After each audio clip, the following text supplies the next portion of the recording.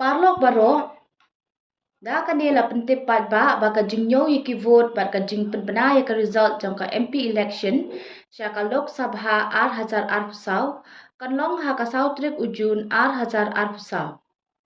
Kum shibenta ban pene ya ka syongsok bar ka jinglong shingan jong upat ba u district magistrate jong ka Bhoi district nongpo ula penjeri da ka kandon an chispa sa pusaw CRPC na ka benta ban khang persya yakine harum. Onom sya kino kijingyat pat ba ne yalum pat ba harangkat kijing perta kenhoi hapo ka 10 kilometer ke jingjingai na ka counting center.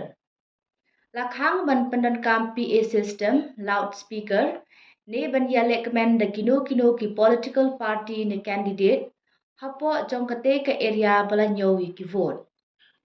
Omsya yano bandra kideng la kidei ki basi lama ne ki bomsi lama ki lathi suloi ki tiar penbethei kum ki bursting cracker ba lakhang persyaru ban penthei ha ki surok ne ki jaka pat ba. Onom sya ya ka political party ne u candidate pejob ya ka election ban pelong ya ka jingyat pat ba harangkat ka jingperta jingjob hapo ka area jong ka Bhoi district.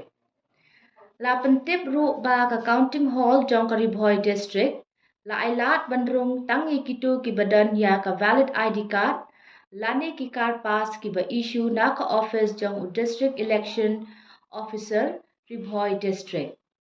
Onom sya yano bandra ya ki mobile phone ni kamera syapo ka counting hall. Kublai shibun.